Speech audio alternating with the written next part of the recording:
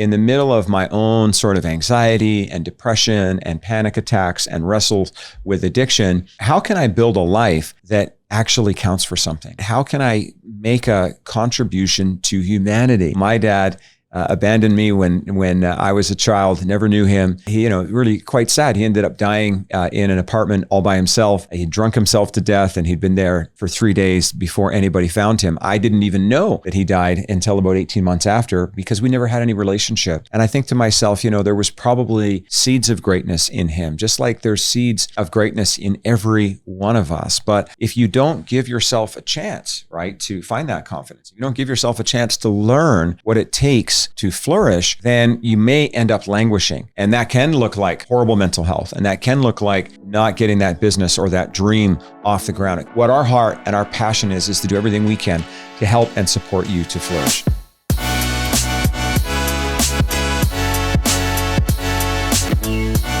Hey, welcome everybody to the Flourish Podcast, and we are so excited that you're joining us here today. My name is Abe, and my name is Shay. Hey, Shay. Great to have you guys joining us. And so, Shay, why don't you tell us, if you can, a little bit about the Flourish Podcast? What's the heart behind it? What's the mindset?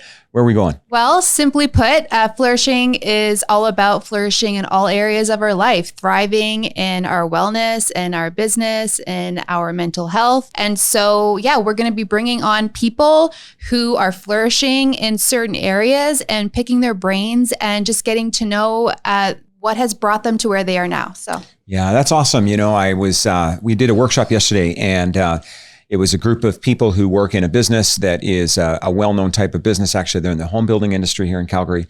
And, so these are folks who understand big transactions, and they understand the grind of running a business. And one of the things we talked about is that about 75% of people right now admit about themselves that they're feeling overwhelmed.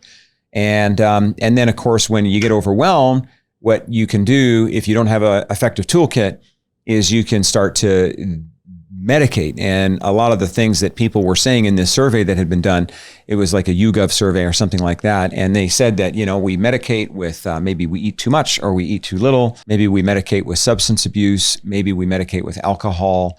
And of course, none of that is good. And so, I'm really excited that we're going to be having an opportunity to have a conversation about flourishing. So maybe for you, Shay, I wonder if we could just so the audience can get to know you a bit, would you mind just telling us a little bit about yourself? Yeah, for sure. Okay. So previous, I have a bit of a background in HR, but about almost a year ago now, I got into coaching. So I'm a certified flourishing coach, as well as I help empower women lead a life on purpose.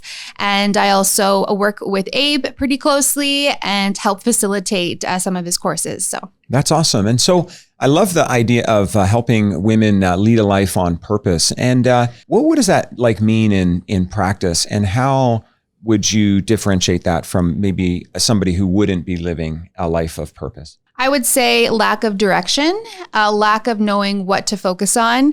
I have a bit of, I'm known to be a little bit ADHD, whatever that means. But basically, I'm kind of all over the place. And I just felt like I had no direction. I was very confused. And so for myself, I went on a really long journey of figuring out what my values were, why those things were important to me, and then actually living them out, having structure around that, having mentorship around those things, because it wasn't overnight. And I'm still on the journey and I'm learning every day. But I found when we figure out our purpose and our passions and what makes us come alive, and we can direct our energy into that, we become a whole different person. So that's really cool, honestly. And that's not an easy journey. No. Is it, right? No. I saw, one of those memes, and I love memes, and, sometimes they're funny and sometimes they're just actually make you think. And it was the only thing that goes with the flow is a dead fish. And then I thought, I don't want to be a dead fish. But when you think about people living on purpose, what was some of the things that was maybe holding you back? Because it sounded like you at a time were not where you are now. Yeah. I think it was a mix of my belief systems, and then a mix of just not ever having mentorship in the area of direction and learning how to create habits in my life. I would hear people talk about it on little videos or YouTube, but never actually breaking it down step by step, like cookies on the bottom shelf. How do you do it? Because for me, that's what I needed, someone to just show me step by step. So, yeah. Cool. So then, how is it right now? Like with women in general, or at least the women that you're seeing, like what are they facing? What are they feeling? What are they fighting through? Yeah, I think a lot of it is a lot of women are feeling like they're not enough. They feel, I mean, it's all very common. It's all pretty much similar to what I've experienced and still experience from time to time. And I just think with social media and the world and these expectations, even women in high school, as young as high school, are dealing with issues like that. And so I think the confidence comes inwardly. It's nothing I've tried to have confidence by trying to fix myself on the outward for many years. And I just found like I still never felt like I was enough. And so I found that everything starts from the inside out. And so that's what I help women do, is to find their confidence and their worth from the inside.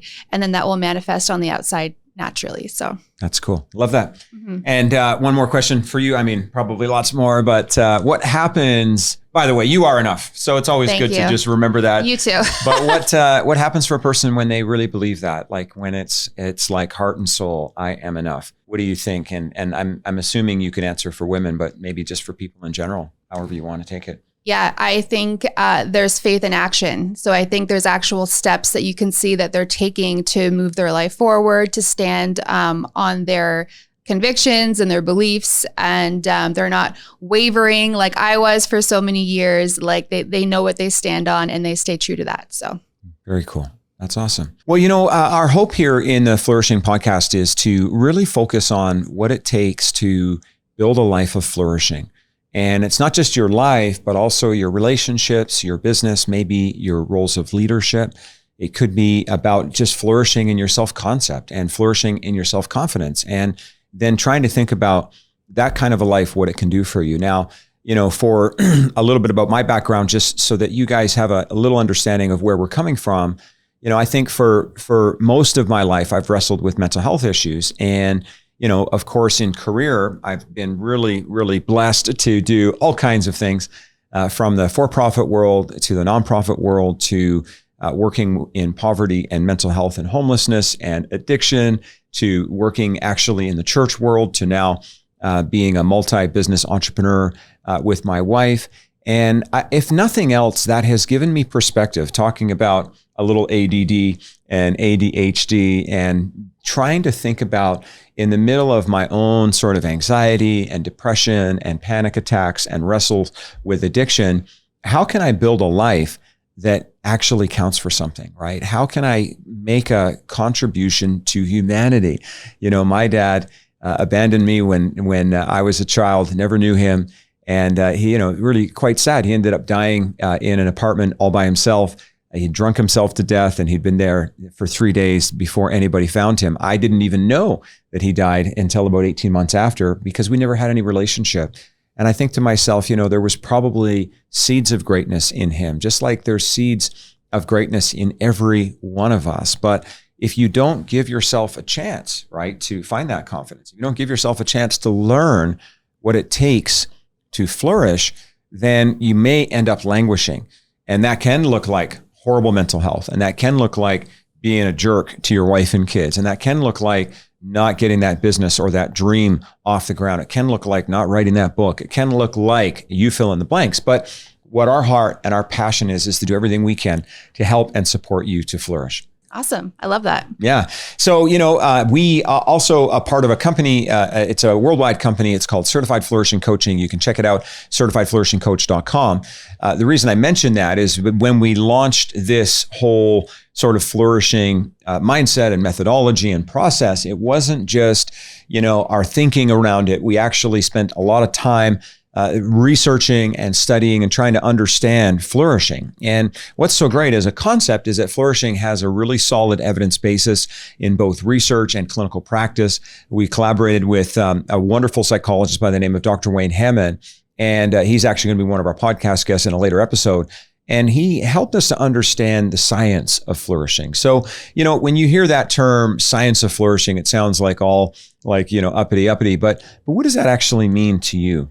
Yeah. So one thing that really drew me to flourishing is the idea that focusing on what's right with ourselves and other people versus what's wrong.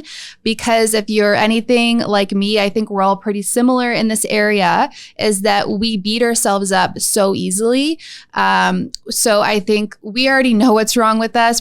I'm very well aware of all of my flaws. And so the last thing I think I need is someone to continue to point out what I already know. What I have found the most powerful in my life is when people have been able to speak the gold that they see in me, that maybe I didn't see in myself at that time. But because they said they saw it, I thought, well, maybe they're right. And then little by little, that builds belief. And then we can work on our strengths versus trying to fix everything that's wrong with us. So I've seen that in my life. I've seen that in a lot of other people's lives in this community. And so, yeah, because of that, I just really believe in it. Right on.